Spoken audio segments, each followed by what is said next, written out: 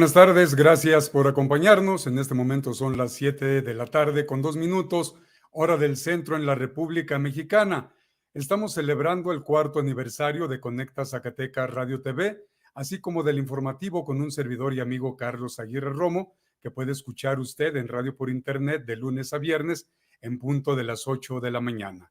Hace 4 años, un grupo de personas, incluyéndome, iniciamos este proyecto. Poco a poco hemos ido avanzando, poco a poco, con bastantes esfuerzos, pues hemos venido saliendo adelante desde el primer día, un 8 de agosto del año 2017, que arrancamos transmisiones.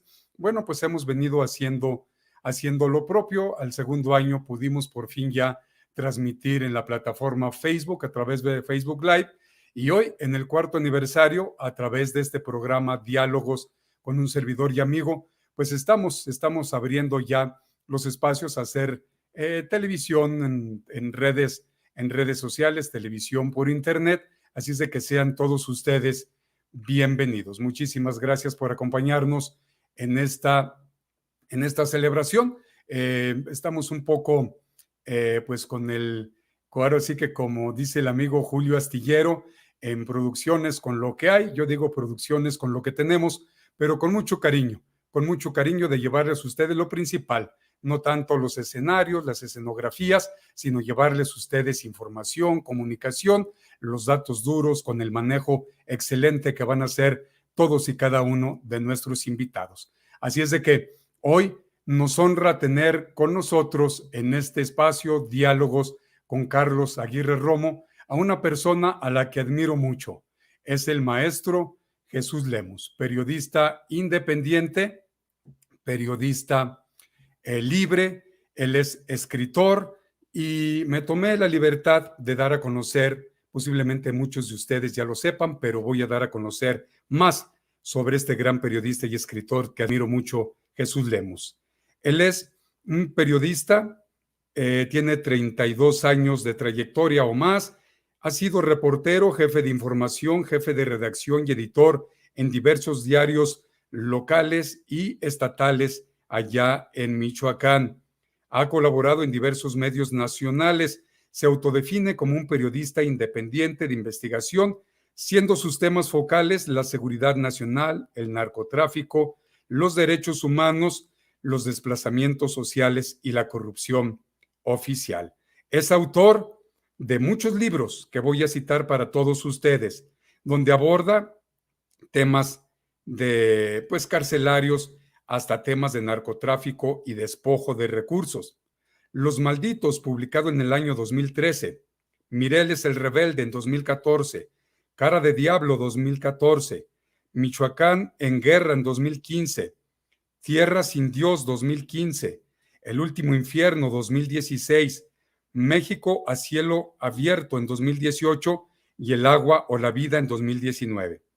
En el año 2013 fue propuesto por la organización Reporteros Sin Fronteras y ganó el Premio Internacional de Periodismo Pluma a la Libertad de Expresión que otorga la Fundación Oxfam Novik.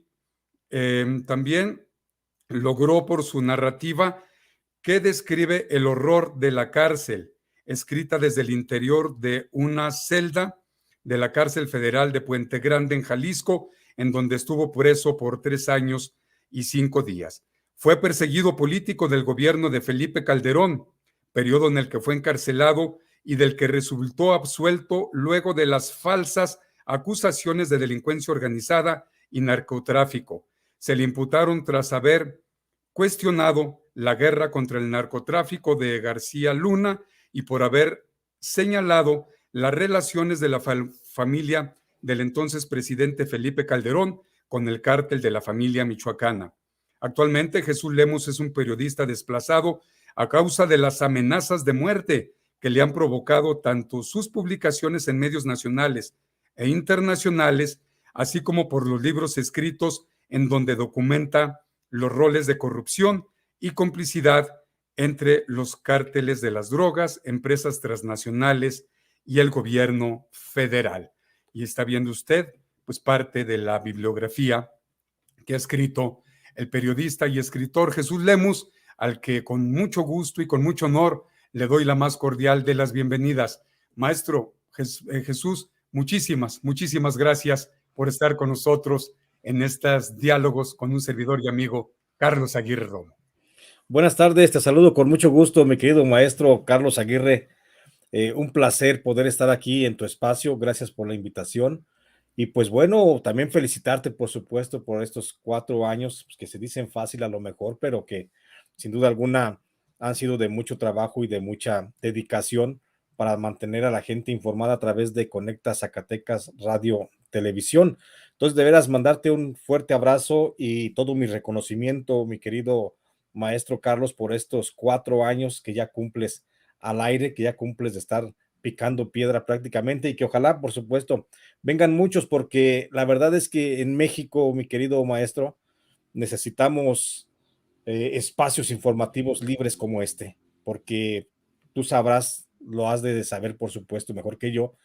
Hay en el país por lo menos unas 3 docenas de regiones en donde impera la ley del silencio, que se han convertido prácticamente en puntos ciegos para la información, donde no hay ejercicio periodístico de investigación, de información amplia y clara, porque sigue asestando sobre la prensa diaria, sigue asestando por los golpes de los grupos de poder fáctico, que no nos dejan a veces ser tan libres como quisiéramos. La verdad, por eso te digo, agradezco esta invitación y reconozco, por supuesto, el trabajo y el esfuerzo que haces a través de Conecta Zacatecas Radio Televisión y a través de diálogos con Carlos Aguirre Romo. Muchas gracias, maestro.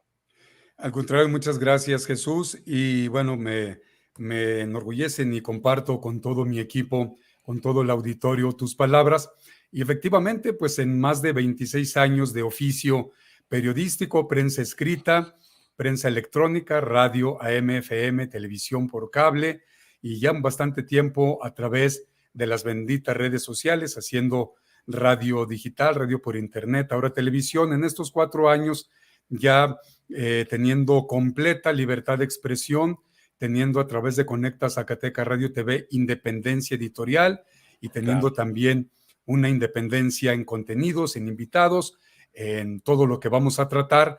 Y entrando ya en materia, mi estimado maestro Jesús Lemus, uno de los libros que tú has hecho el año pasado, el 2020, tiene que ver con esto, El licenciado García Luna, Calderón y el narco, donde de manera puntual y manejando datos duros, como siempre lo haces, como un excelente periodista de investigación, nos das a conocer a través de las hojas de este libro todas las atrocidades que se cometieron en tiempos de Felipe Calderón Hinojosa, como al haberle declarado la guerra al narcotráfico, pues lamentablemente ensangrentó nuestra República Mexicana.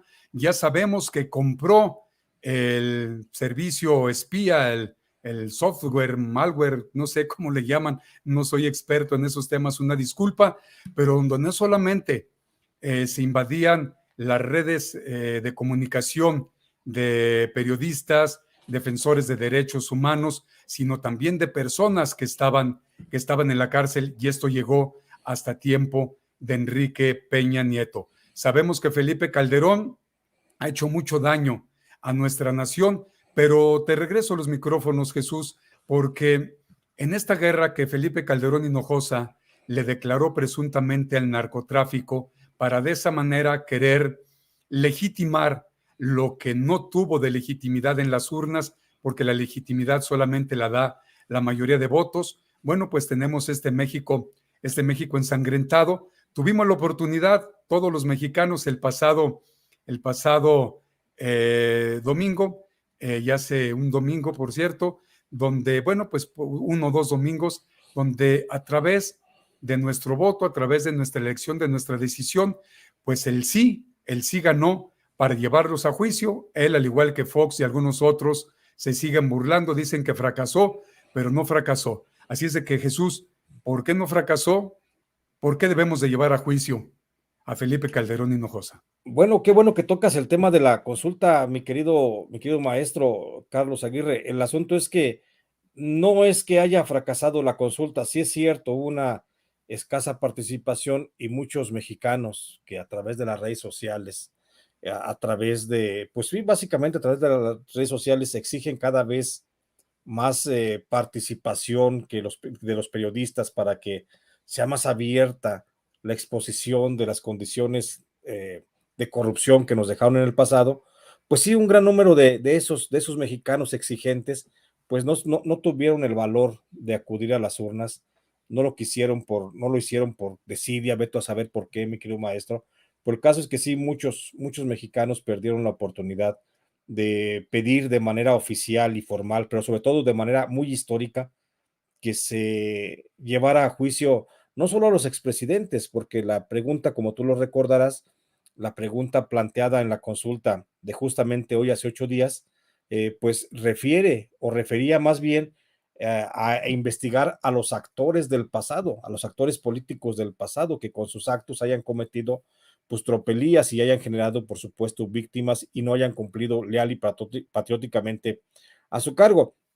Este solo hecho de haber dejado pasar esa posibilidad, bueno, sin duda alguna, pues la historia un día se los va a reclamar a esos mexicanos, porque también hay que recalcar que fuimos casi 7 millones de mexicanos los que sí acudimos a las urnas y sí votamos rotundamente para que se enjuiciara a estos expresidentes y a estos actores políticos del pasado, donde sin duda alguna cabe una breve reflexión, mi querido maestro, que los 7 millones de votantes que acudimos a las urnas, pues lo hicimos movidos más que por el encono o más movidos que por la inercia personal o la animadversión contra el PRI o contra el PAN o contra el PRD, pues realmente nos movimos realmente por nuestra conciencia informada. Y para esto, bueno, hay muchos textos que han venido hablando en las últimas décadas de cómo fue, en los últimos años, perdón, de cómo fueron la última década de gobierno antes de la administración del presidente López Obrador,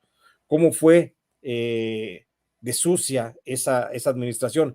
Y por supuesto, con base a lo que se informó la población, estos 7 millones de mexicanos que salimos a votar en las elecciones del pasado, en la consulta del pasado domingo, pues lo hicimos conscientes porque se establece que a Felipe Calderón, hablando concretamente de Felipe Calderón, como yo lo refiero en este libro, en uno de mis libros más recientes, El licenciado, pues debe ser realmente juzgado no solamente por la historia, sino también debe ser juzgado por una institución judicial formal, donde se le pidan cuentas de por qué permitió que Genaro García Luna se convirtiera en el socio de grandes cárteles de las drogas, no nada más del cártel de Sinaloa, no nada más del cártel de los Beltrán Leiva, como se había dicho pues hasta hace muy poco, sino también de otros cárteles, como yo lo refiero en el libro licenciado, que se asoció con los cárteles pues, de la familia michoacana, que luego fueron los caballeros templarios,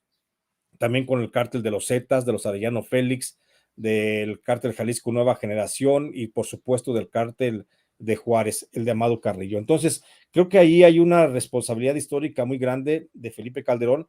No hablemos del desfalco, no hablemos de los desvíos de dinero, hablemos simplemente de la condición en la que sometió a la sociedad civil al lograr un pacto de colaboración y de servicio para los grupos del narcotráfico, un pacto que fue con el que inició pues lamentada guerra contra el narcotráfico, de la que pues ya sabemos gran parte de los resultados, porque todavía seguimos sintiendo el coletazo de esa ola de violencia, porque esa guerra contra el narcotráfico no fue nada más en el sexenio de Felipe Calderón, sino que la corrupción justamente de Felipe Calderón, de Genaro García Luna, hizo que esas relaciones de narcotráfico que mantuvo ese gobierno, pues se heredaran prácticamente a la administración de Enrique Peña Nieto, donde el receptor o el recipendario de esas relaciones pues fue el general Salvador Cienfuegos, del que ya también hablaremos en su momento. Pero realmente Felipe Calderón debe de ser juzgado, debe ser llevado ante una corte judicial para que explique cómo es que se vendió al crimen organizado, porque yo lo refiero en mi libro con base en un testimonio bien importante que no lo ha podido desmentir hasta hoy nadie. Un testimonio de Sergio Enrique Villarreal Barragán, el Grande, que fue jefe del cártel de los Beltrán Leiva, y él me refirió, por supuesto, cómo él personalmente le pagó 20 millones de dólares a Felipe Calderón para que pusiera en el cargo de secretario de Seguridad Pública, pues nada más y nada menos que a Genaro García Luna, quien ya era visto por el cártel de los Beltrán Leiva y por el cártel del cártel de Sinaloa, dirigido entonces por el Chapo Guzmán y por el Mayo Zambada, pues ya era visto como un gran aliado de estos grupos del narcotráfico. Entonces, de ahí se viene toda la corrupción que luego entendemos y que luego, pues, por supuesto, conocemos. Y te digo, dejando de lado la sustracción de recursos que se dio también en ese sexenio, que fue brutal, tomando únicamente en cuenta la relación perversa y de servicio que tuvo el Estado mexicano en el gobierno de Felipe Calderón al servicio de los cárteles de las drogas, y donde, por supuesto, como tú ya bien decías, se puso también en operación el famoso operativo de vigilancia secreta para los ciudadanos, el que hoy conocemos como Pegasus, que no fue el único, porque hubo también otros dos programas, el Punta Tracking y otro geolocalizador de redes sociales, que también comenzaron a operar, y del que a través de ellos también se espió pues a periodistas, a actores políticos, de la oposición, por supuesto. Se espió al hoy presidente de la República cuando era un actor político de oposición importante en el país, y se espió también pues a muchos empresarios, a mucha gente de actividades económicas de importancia en el país, y se mantuvo un seguimiento y una persecución constante. O sea, las tropelías de Felipe Calderón, el carnicero de Michoacán, pues son bastantes, y no nada más se ven reflejadas en lo que son los saldos de la guerra contra el narco, que ya hablamos de miles de muertos, de miles de desaparecidos, de miles de desplazados. Entonces estamos hablando de un presidente que ha cometido delitos de lesa humanidad, y por eso, solo por esa razón, debe ser llevado ante la justicia.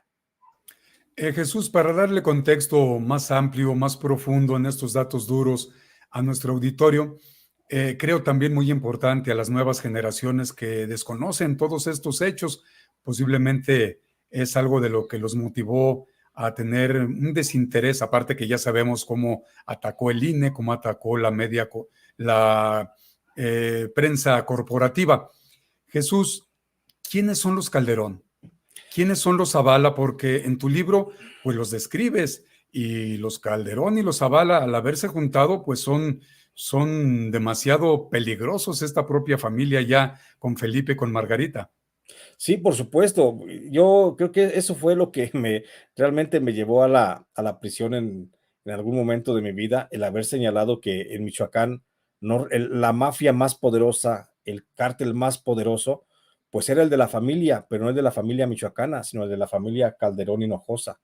¿Y por qué? Porque justamente Felipe Calderón estaba muy relacionado con la familia michoacana a través de su hermana Luisa María Calderón Hinojosa, con la que Servando Gómez Martínez Latuta, el jefe que fue de los Caballeros Templarios y antes de la familia, pues estaba en constante comunicación, y estaban en constante al teléfono todos los días, y se hablaban y se pedían favores y sabían cómo relacionarse. Y Felipe Calderón, bueno, la familia de Felipe Calderón es realmente una familia perversa que siempre ha estado viviendo del poder, que siempre ha estado medrando con posiciones políticas, que nunca ha ganado una elección, por supuesto, Felipe Calderón. Creo que la única elección que ha ganado fue la del pasado domingo, donde la mayoría de los votantes votamos por el sí. Es la única votación que ha ganado Felipe Calderón, porque él ha sido candidato a cargos como gobernador de Michoacán, y la gente en Michoacán, por supuesto, que le dio la espalda, porque lo conocen en Michoacán, saben el tipo de bandido, saben el tipo de ladrón que es este sujeto. Y bueno, ¿qué te cuento de la presidencia de la República que le robó a Andrés Manuel López Obrador en el 2006? Entonces, hablamos de una familia muy perversa, muy relacionada con el narcotráfico, y de una familia que está muy cercana, por supuesto, a las redes de corrupción de todo el país. Jesús, Cocoa llegó por la vía plurinominal al Senado de la República. Luego, como senadora con licencia, quiso ser gobernadora de Michoacán. Ahí es cuando al parecer se establecieron las comunicaciones, los contactos con Servando, con la Tuta, que además, bueno, pues la Tuta hacía sus videos y los dio a publicar. Estos hechos hicieron que te persiguieran, que se te fincaran delitos no comprobados, por eso se te tuvo, pues después de 3 años, 5 días, que dejar en libertad. Y estando en Puente Grande, pues obviamente te dio mucha información. Te relacionaste tú con las personas que estaban allí internos, y te dieron muchísimos muchísimos de estos datos. Felipe Calderón niega saber lo que hacía Genaro García Luna, Margarita Zavala niega saber lo que hacía García Luna y lo que hacía Felipe Calderón Hinojosa. ¿Tú crees que esto sea así? Y te pregunto también, las investigaciones que se hacían a través del Pegasus, y hay que recordar que en una Olimpiada, mientras los mexicanos estábamos inmersos en un partido de fútbol, Fast Track, la llamada planadora, avaló el que se infiltraran nuestros correos electrónicos, nuestros teléfonos celulares y también los teléfonos que le llaman residenciales y de oficinas. Así es de que estamos infiltrados por todos lados y en la actualidad no sabemos dónde están las imágenes, dónde están los audios, qué manejo se está haciendo de ellos. Posiblemente se lo entreguen hasta el propio crimen organizado, Jesús. Es que, bueno, comienzo de atrás para adelante en tu pregunta, mi querido Carlos. El asunto es que esa información, y eso es lo perverso de Pegasus, que se ha dicho también muy poco al respecto.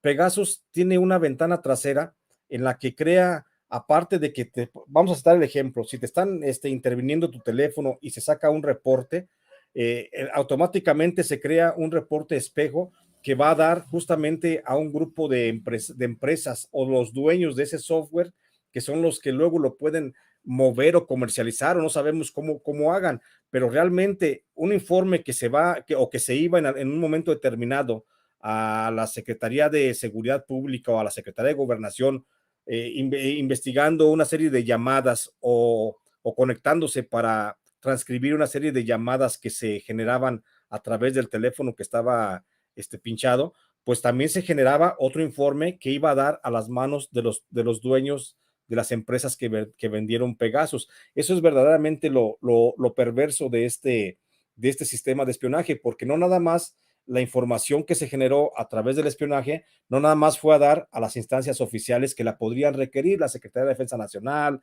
la entonces Procuraduría General de la República, Gobernación, Seguridad Pública, etcétera, o el CISEN mismo, sino que otra parte de ese informe, o sea, el espejo, realmente una copia de ese informe iba a dar a manos de particulares que no sabemos todavía quiénes son, no sabemos qué hicieron con ese tipo de información, porque además déjame decirte que Pegasus no nada más estuvo operando justamente en los teléfonos, como tú dices, en los teléfonos particulares, sean celulares o sean fijos de algunas personas. También estuvo operando, por supuesto, en oficinas públicas, estuvo operando en cárceles federales, donde sabemos que hay reos de altísima peligrosidad. O sea, también estuvieron infiltrados los propios presos de esa información. Entonces, ¿cómo fue a dar esa información? ¿A dónde fue a dar? Es una situación que todavía no sabemos y que, por supuesto, corresponde hoy a la Fiscalía General de la República, si es que tuviera voluntad del fiscal Gers Manero, para que se aviente al ruedo y haga una investigación a fondo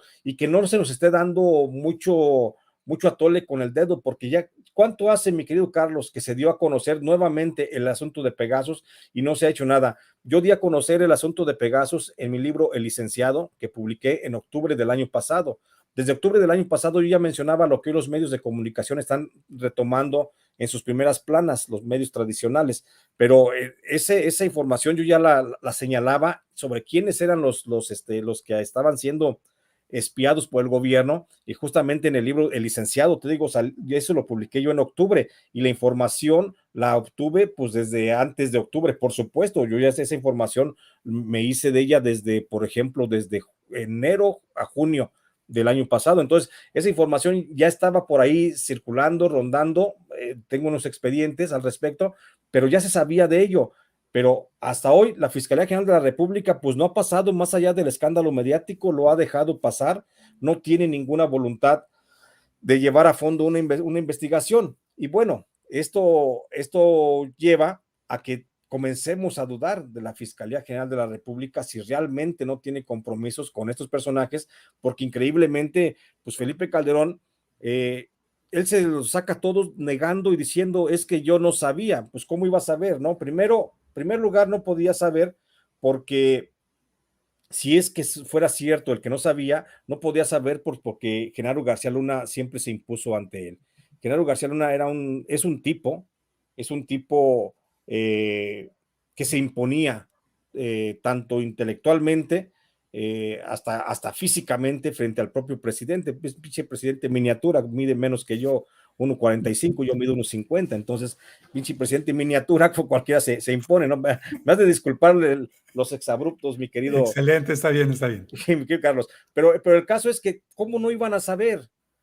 ¿Cómo no iban a saber? Claro que sabían. El propio presidente de la República, Andrés Manuel López Obrador, ha dicho en muchas ocasiones, y tú y yo y muchos otros periodistas lo sabemos, que en México no se mueve una hoja de un árbol o no se cae una hoja de un árbol sin que no lo sepa el presidente de la República.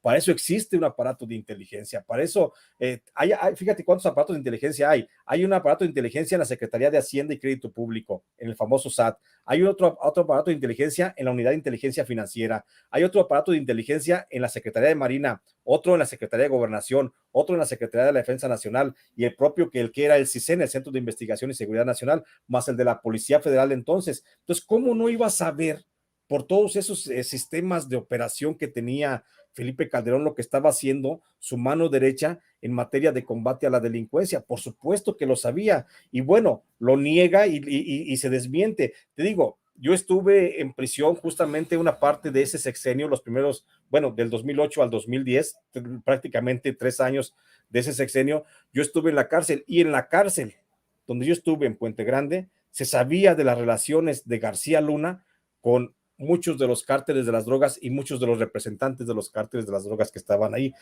Imposible que no lo hubiera sabido el propio presidente. Si yo, un pinche preso de quinta, mi querido maestro, que estaba ahí en la cárcel abandonado, podía escuchar entre los presos cómo dialogaban y cómo platicaban y cómo mencionaban precisamente a Genaro García Luna en esas relaciones de narcotráfico, pues ¿cómo es posible?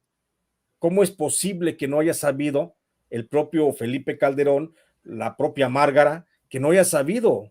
¿Sí? Porque Margarinflas, por supuesto que también estaba ahí presente ella.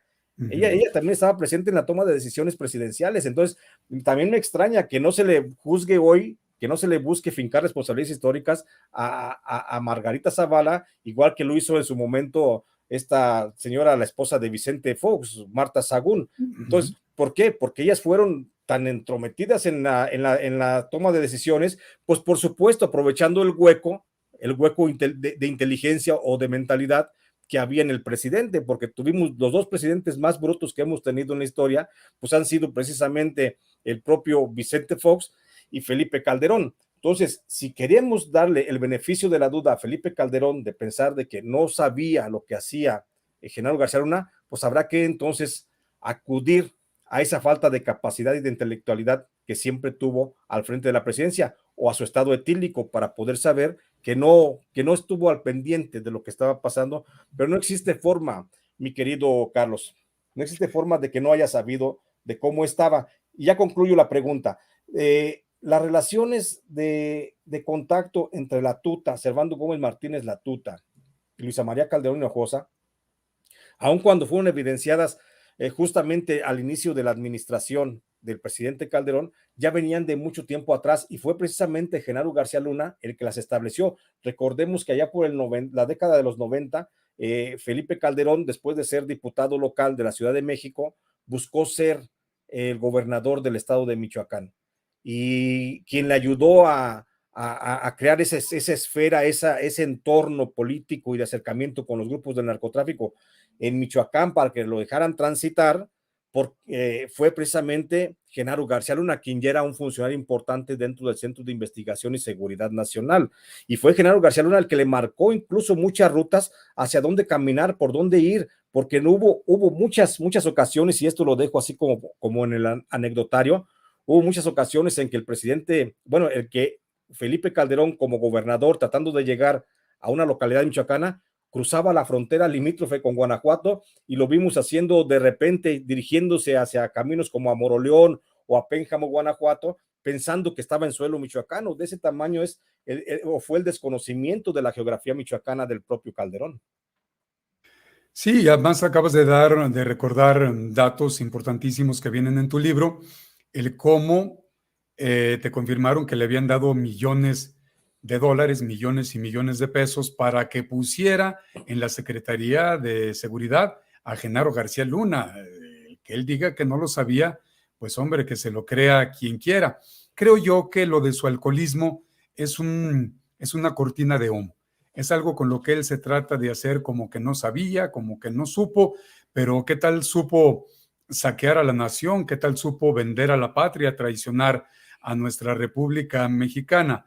Jesús, ahora que está Joe Biden y con las relaciones que la derecha mexicana ha tenido con la derecha y ultraderecha de Estados Unidos y de otros países. Recordemos que en Estados Unidos ya no hay liberales, ya no hay izquierda, porque los republicanos pasaron a la ultraderecha y los demócratas pasaron a la derecha en tiempos de Barack Obama, o puede ser que desde antes, desde George Bush. Entonces, ¿crees tú que, aunque sabemos que tenemos un presidente que no va a permitir que le quieran imponer lo que tenga que hacer como en el pasado, pero se podrá juzgar a Calderón Hinojosa, se podrá llevar a la cárcel? Nuestro presidente ha pedido que no cejemos los mexicanos en el empeño, que sigamos adelante, que hagamos lo que tiene que hacer, y además expertos en leyes también han dicho que las puertas están abiertas para que este proceso siga. No se cerró en la pasada consulta, todo sigue adelante. ¿Crees tú que Joe Biden pueda meter las manos? Porque es lo que tratan de decir en la retórica de la derecha en México, que supuestamente no van a hacer nada porque Joe Biden lo estaría defendiendo desde la Casa Blanca. Mira, sin duda, mi querido Carlos, aquí hay que verlo desde dos puntos de vista. Primero, en Estados Unidos a Felipe Calderón yo veo muy difícil que lo puedan enjuiciar a través de un concatenamiento, un encadenamiento al proceso de Genaro García Luna, porque sabemos que Genaro García Luna está en un proceso ahorita de negociación, justamente con la Fiscalía del Gobierno de Estados Unidos, tratando pues de quitarse las cadenas perpetuas que le quieren marcar. Posiblemente después de las negociaciones, por eso se ha prolongado 1 año y medio tanto este proceso, este juicio que enfrenta o que va a enfrentar Genaro García Luna en Estados Unidos, porque está justamente en el escarceo de la negociación con el gobierno de Estados Unidos. Cuando estaba Donald Trump, pues todavía se veía la posibilidad de que sí fuera sentenciado, juzgado y sentenciado.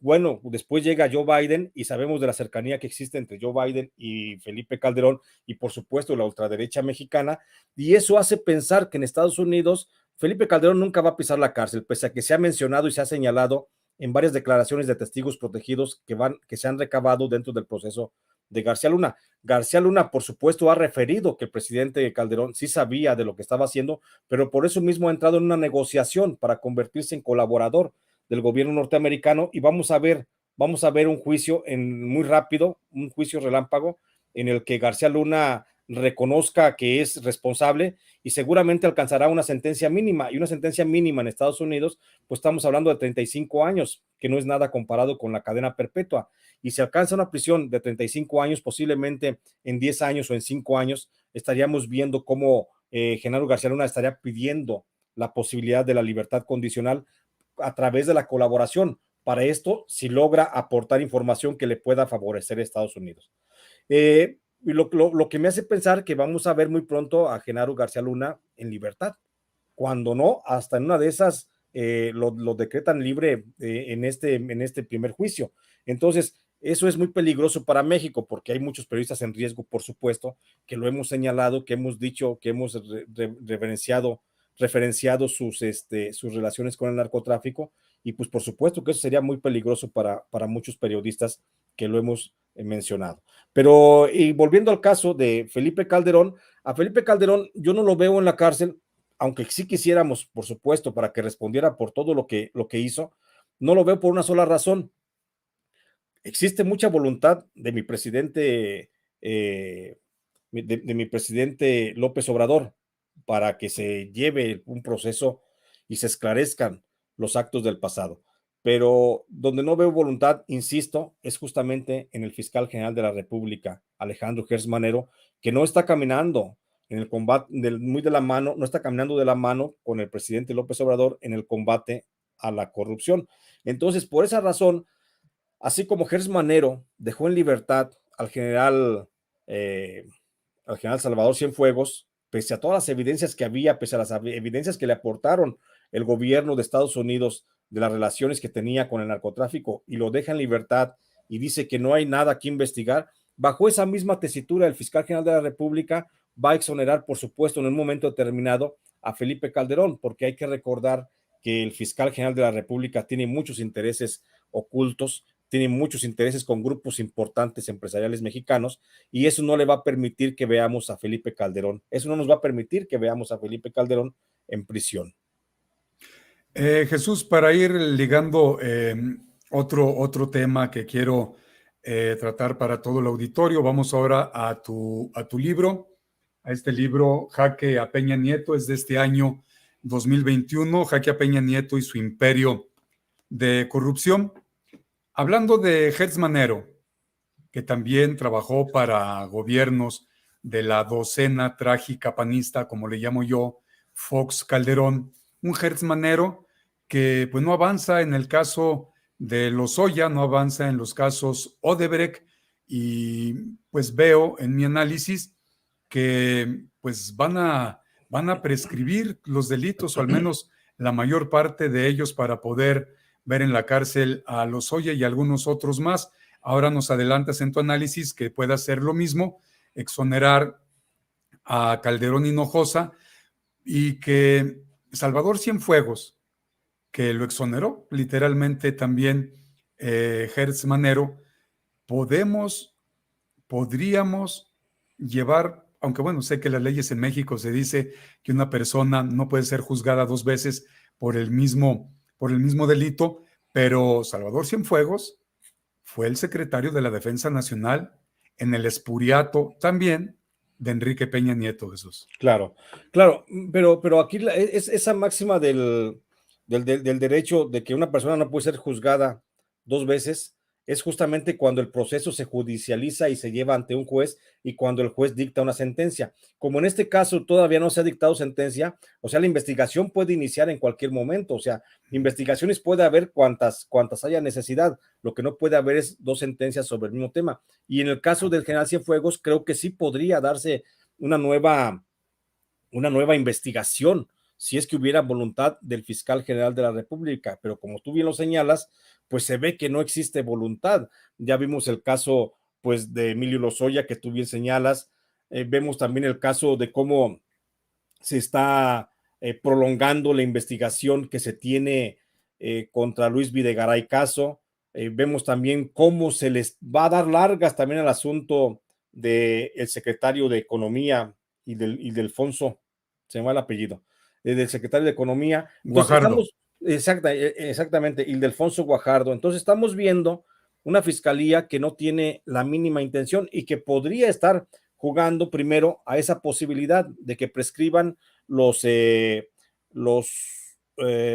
actos que se les señalan, para poder iniciar, y después bajo ese argumento de la prescripción, pues decir, bueno, pues ya no hay nada que investigar. Pero también recordemos que el Código de Procedimientos también establece tres salidas para dejar de lado una investigación, y entre esas tres salidas pues está el archivo de esa indagatoria cuando el Ministerio Público lo considere que no hay elementos suficientes para continuar.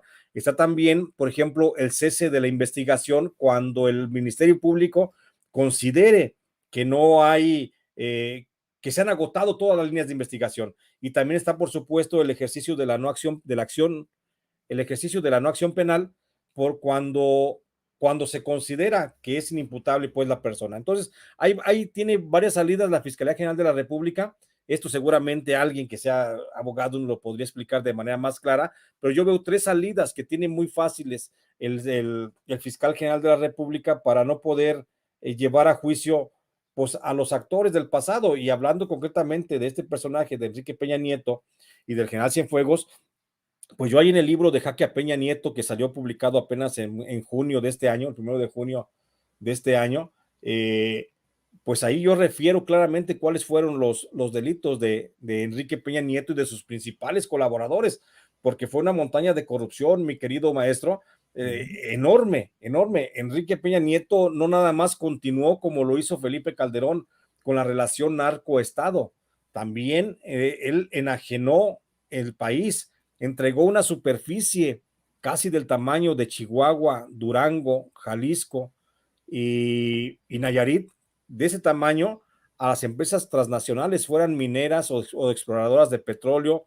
o extractoras de gas o generadoras de energías renovables. Entonces, ahí habrá que ver también qué responde el presidente Peña Nieto, porque la superficie que entregó a las empresas transnacionales entre pedacito y pedacito y pedacito, pues suma más que la superficie que vendió en su momento el general Antonio López de Santana. Entonces, ahí hay muchos elementos para darle una investigación a fondo a este presidente de la República, al expresidente de la República, Peña Nieto, porque sí hay tela de dónde cortar. Sí, pues, atrocidades que cometió y que, bueno, pues hasta el momento siguen saliendo más, donde quiera que le piquen a ese sexenio, ahora sí que sale pus, están, por ejemplificar, Casa Blanca, están estafa maestra, están esto que nos comentas de, se entregó casi la totalidad, o buena parte más bien del territorio nacional a empresas extranjeras, se entregó a las mineras, pero también en tiempos de Enrique Peña Nieto y pues tenía como secretario de la Defensa Nacional a Salvador Cienfuegos, hubo ejecuciones extrajudiciales, mi querido Jesús, Tanuato, Tlatlaya, Apatzingán, recordemos la desaparición forzada de 43 jóvenes estudiantes de la Escuela Normal Rural Raúl Isidro Burgos, allá en Iguala, Guerrero, Jesús. Exacto, mi querido Carlos, es lo que te digo, el asunto es que el general Cienfuegos fue el que heredó las relaciones que mantenía con el narco el gobierno mexicano, las que estableció Genaro García Luna, y él, el general Cienfuegos, pues comenzó a llevarlas por el lado que a él le convino. Por eso tenemos como en Michoacán se hizo un ensayo con los grupos de autodefensa, un ensayo que fue copiado justamente de Colombia. En Colombia te acordarás que hubo también un movimiento de guerrilla y un movimiento de narcotráfico que se mezcló en un momento determinado, pero el gobierno de Colombia no quiso mandar a sus fuerzas regulares del ejército para no tener tantas bajas y que no se viera el descrédito nacional y que no se viera como una guerra de facto. Pero, y el autor de esa idea para mandar mejor a civiles armados, crear grupos de autodefensa, pues fue el general Oscar Naranjo. Y Oscar Naranjo fue fue asesor en materia de seguridad del presidente Enrique Peña Nieto. Y Oscar Naranjo, el general Oscar Naranjo, colombiano, de la mano del general Salvador Cienfuegos, idearon la posibilidad de establecer allá en el estado de Michoacán un esquema similar al de las autodefensas de Colombia. Y así es como surge el grupo de autodefensas en Michoacán, donde si bien es cierto, ya había mucha inconformidad. Recordemos al doctor Mireles, por ejemplo, que ya estaba alzándose contra los grupos del narcotráfico, pues llega el ejército, llega el gobierno federal a través de Oscar Naranjo, a través del secretario Miguel Ángel Osorio Chong, secretario de Gobernación, y le proponen armar a los grupos armar a grupos de civiles y crear grupos de autodefensa para que fueran ellos los que aportaban los muertos al encarar en la guerra a los grupos del narcotráfico en Michoacán. Así es como nace el intento y así es como a Michoacán se le utiliza en ese laboratorio y se convierte, pues ya vimos en un estado fallido el estado de Michoacán. Entonces, después esa idea de los autodefensas no nada más se queda justamente en Michoacán, como yo lo refiero en el libro Jaque a Peña Nieto. Esa idea de los autodefensas también se traslada a otros estados como Tamaulipas, como Nayarit, como Jalisco, Guerrero, Oaxaca, Chiapas. Hay una serie de grupos de autodefensa que florecen financiados justamente por el gobierno federal.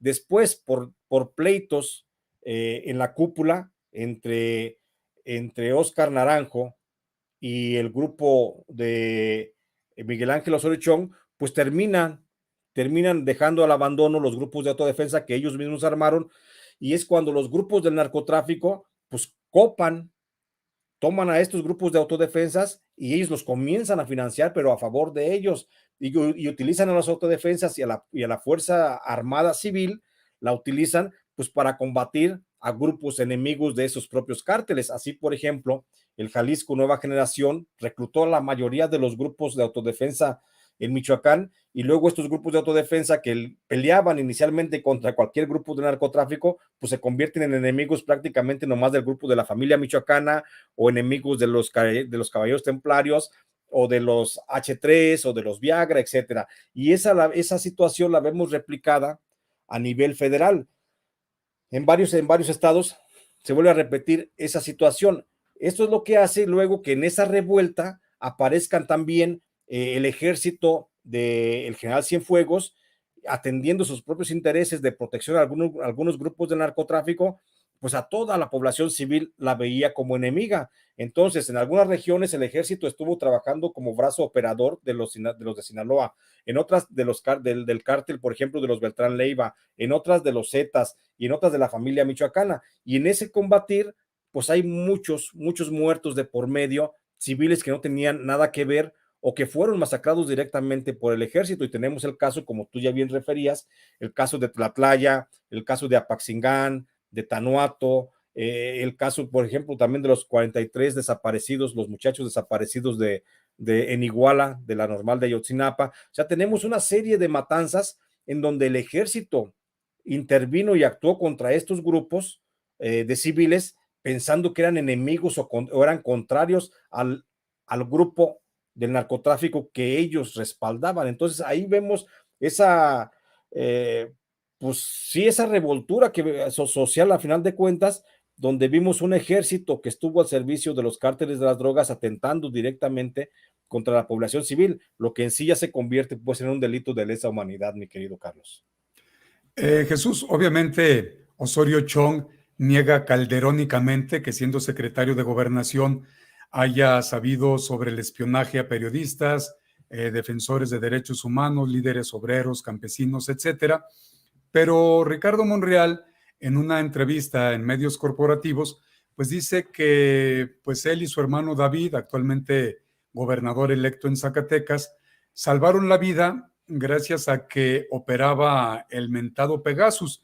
Y me llamó mucho la atención esa declaración de Ricardo Monreal, porque entonces no solamente fueron periodistas y luchadores sociales, ¿cómo sabían que unos cercanos, familiares de la esposa del senador Ricardo Monreal, pues por qué tenían que estar siendo investigados o por qué los estaban sus comunicaciones infiltradas y que de ahí Ricardo Monreal y el hermano logró salvar la vida? No sabría Osorio Chong, él lo sigue negando, llegará el momento en el que salga del Senado de la República, pero te quiero preguntar también, Jesús, ligando todo este contexto que doy, lo siguiente. Enrique Peña Nieto, bueno, voy un poco más allá.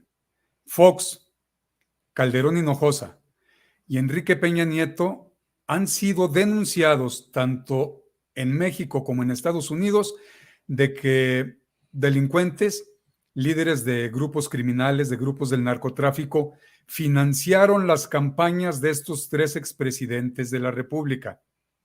Genaro García Luna operaría, asesoraría o haría el que hacía el trabajo a cargo de Salvador Cienfuegos, porque Sin nunca duda. se le tocó con Peña Nieto a Genaro García Luna, él estuvo, pero de mil maravillas. Sí, sí, Carlos, creo que es la pieza clave, Genaro García Luna, en todo este proceso de corrupción que hemos visto y que hemos vivido desde Vicente Fox hasta el gobierno de Enrique Peña Nieto.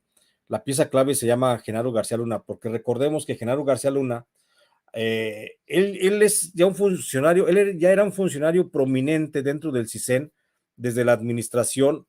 Él llega con Carlos Salinas de Gortari, pero ya en la administración de, de Ernesto Zedillo, él ya alcanza la prominencia y alcanza la prominencia luego del secuestro, y esto va muy de la mano también, hay que referirlo.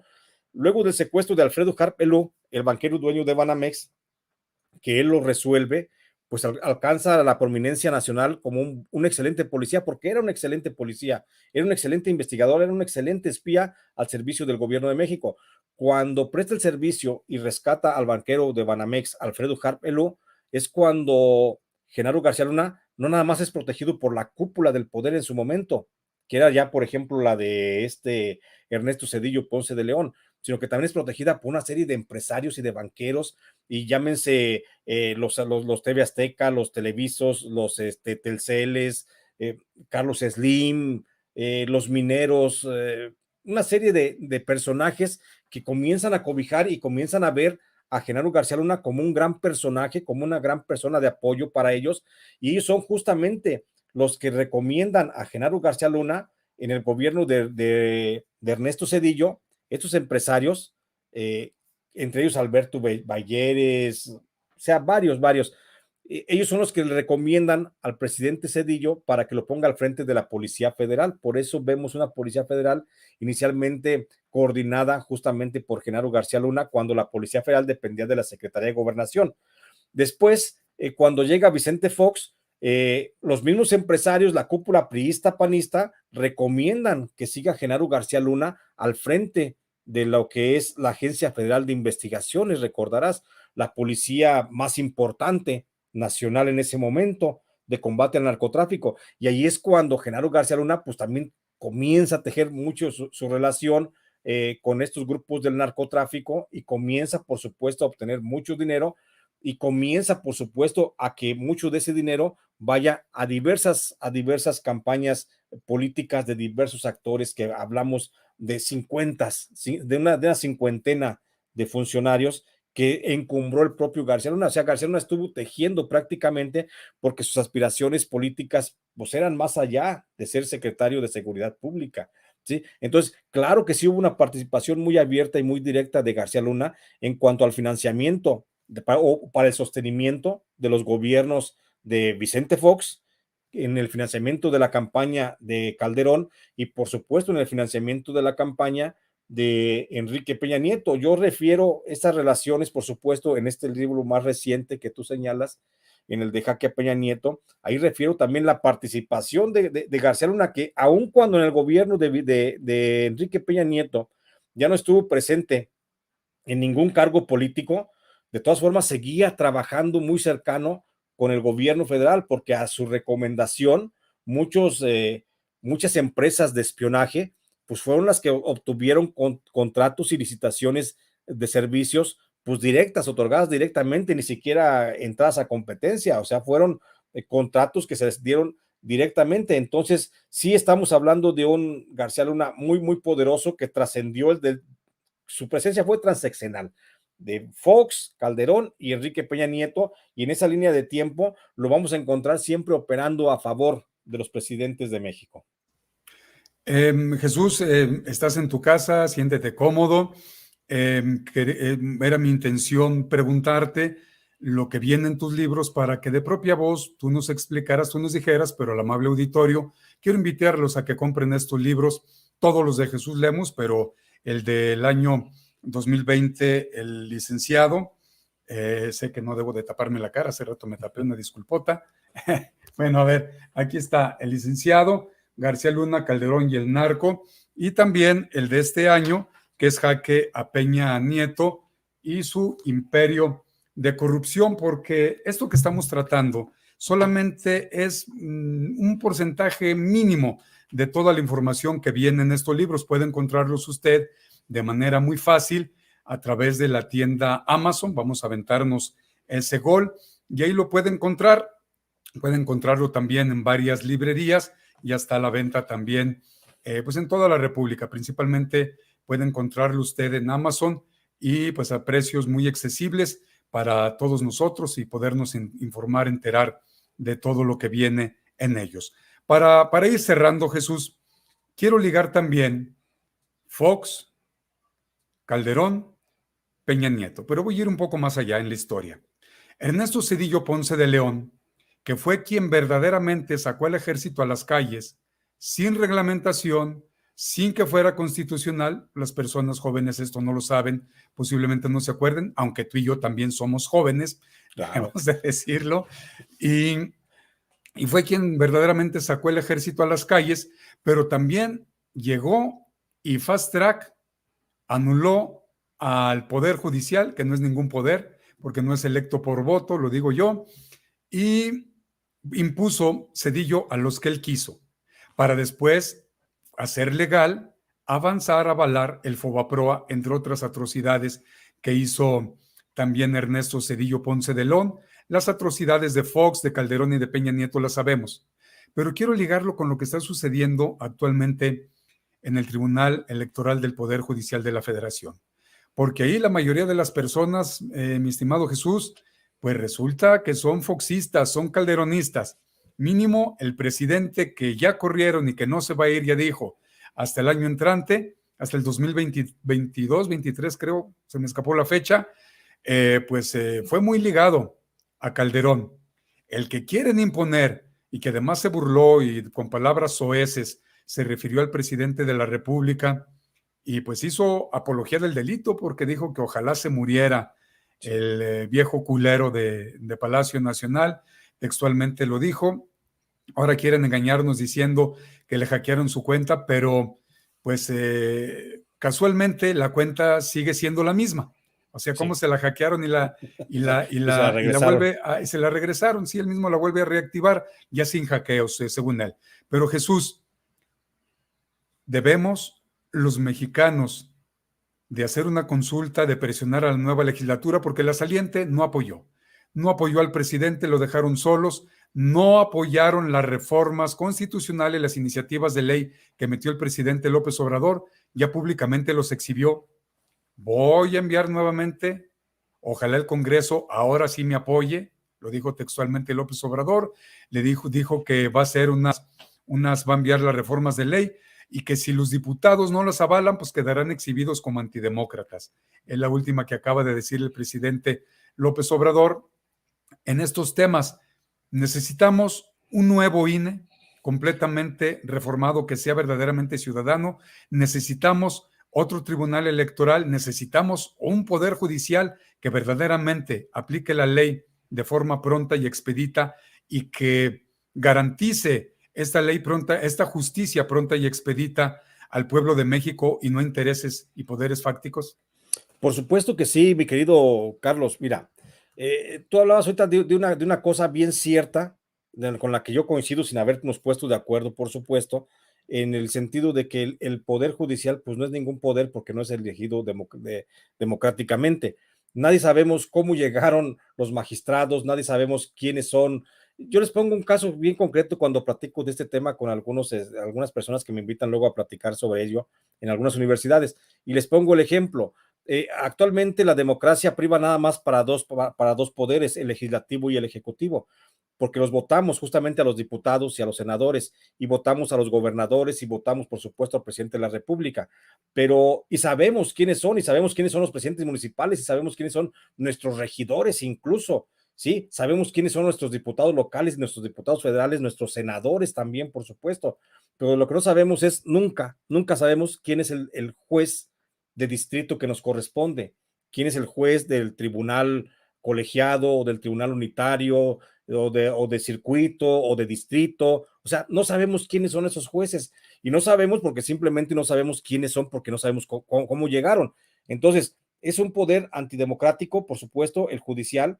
Es una cofradía de amigos, es una bola de bandidos. Hay muy buenos jueces y los cuento con las dos manos, de los que yo conozco, las cuento con las dos manos, pero hay miles, cientos, cientos de cabrones jueces que se están enriqueciendo a costa del poder y que gobiernan y mandan como si fuera dioses.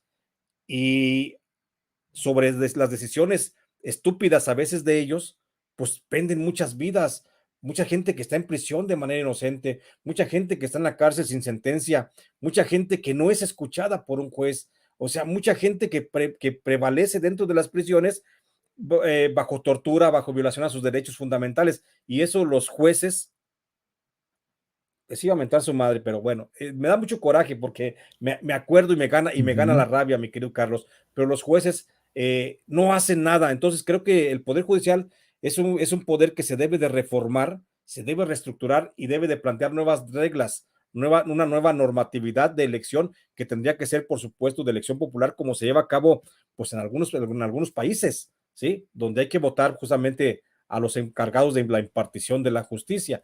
Entonces, en este caso, en México sí se requiere la renovación del Poder Judicial. Por supuesto que se requiere un nuevo IFE, yo lo he dicho de manera insistente, incluso lo refiero en alguno de mis libros, no recuerdo, lo refiero, como en México lo único que se cambia son los jefes del Ejecutivo, los encargados, los secretarios, pero ya cuando llegas a subsecretarios o directores de área, pues siguen siendo los mismos funcionarios que se van cambiando y que hoy despachan, por ejemplo, en gobernación, pero mañana los cambian a la Secretaría de Seguridad Pública o luego a la Secretaría de Economía o luego a la de Educación y están brincando. Y hoy tenemos una clase gobernante, una clase burocrática que lleva 30 años en el poder, mi querido maestro. Gente que entró con Vicente Fox, que todavía está gobernando dentro de la Cuarta Transformación y que son justamente los cambios que el presidente de la República, López Obrador, pues no ha hecho, no ha podido o no ha querido hacer, vamos a dejarlo en ese terreno, ¿sí? Pero son ellos justamente los que están operando. El caso clarito está, por ejemplo, del magistrado Billetes, de Vargas Valdés, el que acaban de destituir por bandido y por ladrón, porque antes de ser magistrado, ¿de dónde era? ¿Quién era? Antes de ser magistrado, era encargado de la unidad de inteligencia del CISEN y estuvo al servicio de Genaro García Luna. Eso no lo han dicho los medios, eso no lo ha dicho el presidente de la República, no lo ha dicho nadie, pero es un bandido, este tal Valdés o Vargas Valdés, este tal Vargas Valdés resulta ser un bandido porque él justamente estuvo al servicio de García Luna, sabía y operaba y trabajaba con García Luna y es justamente la administración luego de Enrique Peña Nieto la que lo coloca como magistrado con el voto justamente del PAN y del PRI y lo coloca y lo imponen y luego de repente ya es el encargado de calificar y de palomear las elecciones. Entonces, por supuesto que urge, habría que también que ver el pasado de los funcionarios del Instituto Nacional Electoral, el INE, que son también funcionarios que vienen de administraciones pasadas, que tienen muchos compromisos con otros gobiernos y que no han dado paso, pues, ni siquiera al relevo generacional, ya no digamos al relevo político, ideológico, ¿sí? Ni siquiera han dado paso al relevo generacional, que lleguen los muchachos que van saliendo de universidades, que tienen capacidades para eso, porque hay muchísima gente con mucha más capacidad que estos cabrones que están ahí, pues, de forma parasitaria dentro del sistema político mexicano. Entonces, creo que sí urge para México, urge de manera extremadamente necesaria, urge cambio en el INE, urge cambio en el Tribunal Federal Electoral y, por supuesto, en el Poder Judicial en términos generales. Muy bien, y luego el que quieren poner, pues resulta que trabajó para Calderón, trabajó para Gil Swart, secretario particular de Calderón, Gil Swart ahora investigado por Gertz Manero, Gil Swart que ya tiene una carpeta con mucha documentación, inclusive Santiago Nieto, entonces para que el auditorio se dé cuenta pues de cómo vienen estas situaciones. Ya para cerrar, mi estimado Jesús, si me lo permites, quiero dar las gracias a toda la audiencia que nos acompaña e invitarles a que le dé like a este programa para que circule en YouTube y más personas puedan acompañarnos. Haga lo mismo en Facebook, ahí estamos transmitiendo de manera conjunta en Facebook para que circule en esa red social.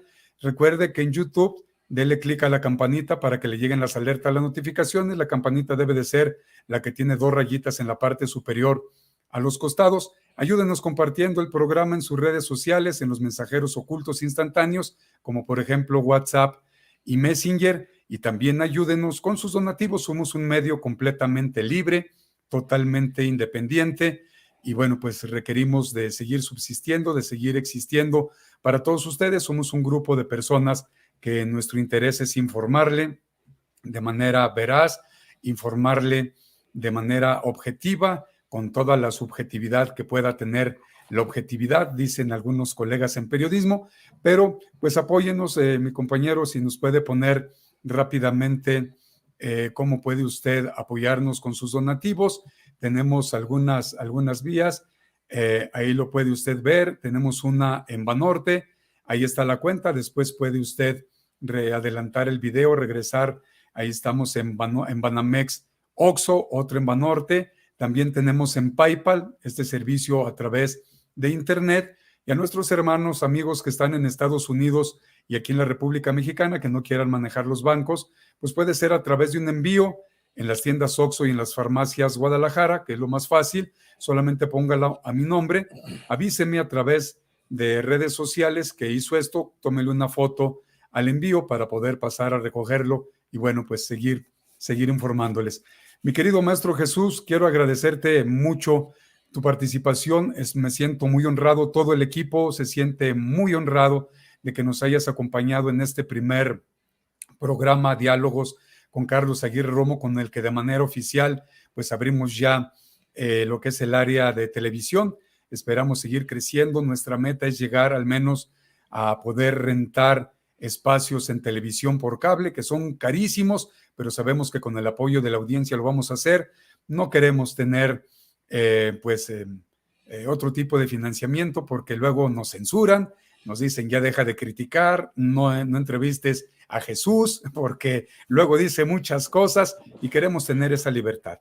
Queremos seguir contando. Esta es tu casa, mi querido Jesús, esta es tu casa, siéntete con toda la confianza y esperemos que sea la primera de muchas participaciones que tengas en Diálogos con Carlos Aguirre Romo, mi querido Jesús.